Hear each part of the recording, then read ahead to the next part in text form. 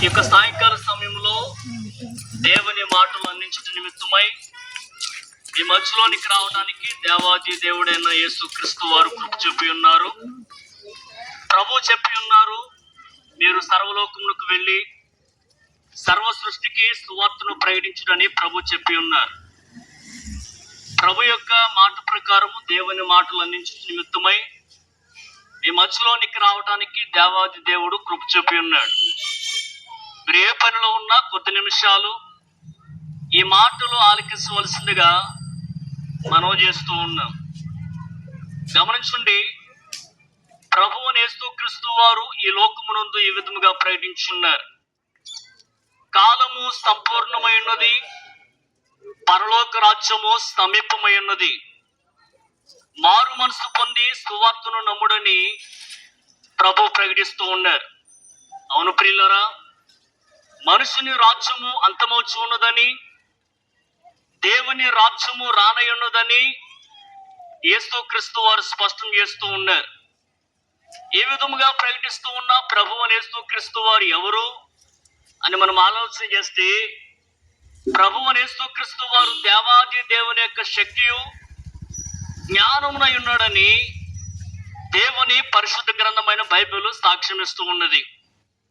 అవును ప్రియులారా, ప్రభువుని యేసుక్రీస్తు వారు అదృశ్య దేవుని యొక్క నిజ స్వరూపమును, సర్వ సృష్టికి ఆది సంభూతుడునై ఉండి ఆయన పరలోక రాజ్యంలో ఉండుట విడిచిపెట్టకూడని భాగ్యమని ఎంచుకొనక దాసుని స్వరూపమును ధరించిన వాడై రిక్తునుగా దీనునిగా కన్యక గర్భము గుండా ఈ లోకములోనికి ఆయన దిగవచ్చి ఉన్నాడు.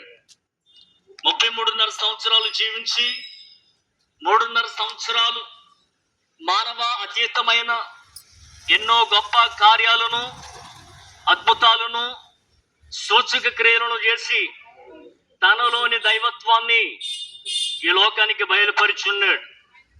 ప్రియులారా, ఒకనొక సమయమున శరీరం అంతా గాయములతో నిండి ఉన్నటువంటి ఒక కుష్ఠరోగి యేసుక్రీస్తు వారి చెంతకు చేరే విధంగా అడిగి ఉన్నాడు, ప్రభు నీకు ఇష్టమైతే నన్ను శుద్ధినిగా చేయగలవని ఆయనను అడిగి ఉన్నాడు.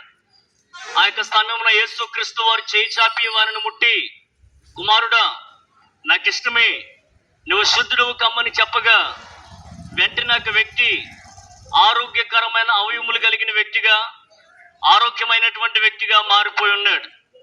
ప్రియులారా, ఆ వ్యక్తి గురించి ఆలోచన చేస్తే అప్పటి వరకు తను కలిగినటువంటి ఒక వ్యాధిని బట్టి, ఆ రోగమును బట్టి తన యొక్క సమాజానికి, కుటుంబానికి, తన యొక్క బంధువులకు, స్నేహితులకు, భార్య బిడ్డలకు దూరముగా వెలివేయబడినటువంటి వ్యక్తిగా ఎక్కడో గ్రామపు వెలుపల ఆయన జీవిస్తూ ఉన్నాడు. మరణము కొరకు ఎదురు చూస్తూ ఆయన జీవిస్తూ ఉన్నాడు. ఎప్పుడైతే నజరేయుడైన యేసుక్రీస్తు వారి చెంతకు చేరి మన స్వస్థపరచమని అడిగి ఉన్నాడు, వెంటనే ఆ వ్యక్తి స్థితిగతులు మారిపోయి ఉన్నాయి. గత దినాలుగా ఆయన కలిగి ఉన్నటువంటి ఆ రోగమును బట్టి, మరి దేవుడి యొక్క కృపను బట్టి ఆయన స్వస్థత పొందాడు. ఆ రోగము నుంచి ఆయన విడుదల పొందాడు. వెంటనే ఆ వ్యక్తి మరలా తన యొక్క సమాజానికి, తన కుటుంబానికి, తన బంధువుల యొద్దకు, స్నేహితుల యొద్దకు ఆయన వెళ్ళడం జరిగింది. ప్రియులారా, ఈ యొక్క సందర్భం భౌతికమైనటువంటి స్వస్థతను ఇవ్వడమే కాదు కానీ, మరి దేవుని వాక్యము సాక్ష్యమిస్తూ ఉన్నది.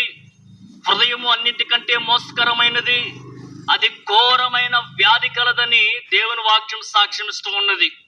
అవును ప్రియులారా, మానవులమైన మన యొక్క హృదయము మోసకరమైనదని, అది ఘోరమైన వ్యాధి కలదని, అనగా పాపం అనేటువంటి వ్యాధితో మానవుని యొక్క హృదయము నిండిపోయి ఉన్నదని బైబిల్ గ్రంథము సాక్ష్యమిస్తూ ఉన్నది.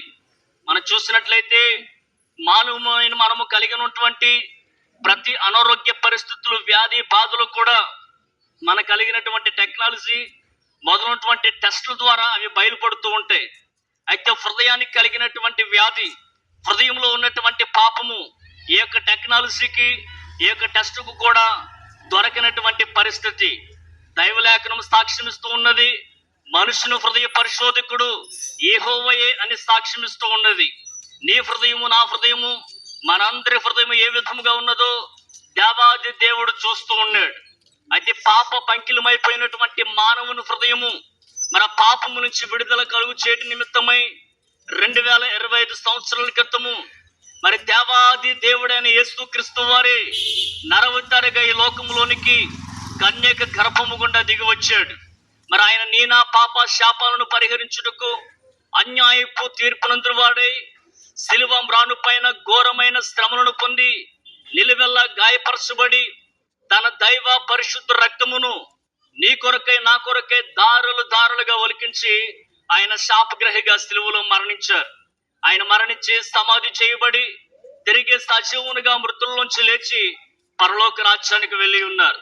ప్రియులరా, యేసుక్రీస్తు వారు చెప్పుచూ ఉన్నారు, నేనే మార్గమును సత్యమును జీవమును, నా ద్వారా తప్ప ఎవరును తండ్రి యొద్దకు రాలేరు, నా ద్వారా ఎవరును నిత్య జీవాన్ని స్వతంత్రించుకోలేరు, నా ద్వారా తప్ప ఎవరును మోక్షానికి చేరలేరని యేసుక్రీస్తు వారు స్పష్టంగా చెప్తూ ఉన్నారు.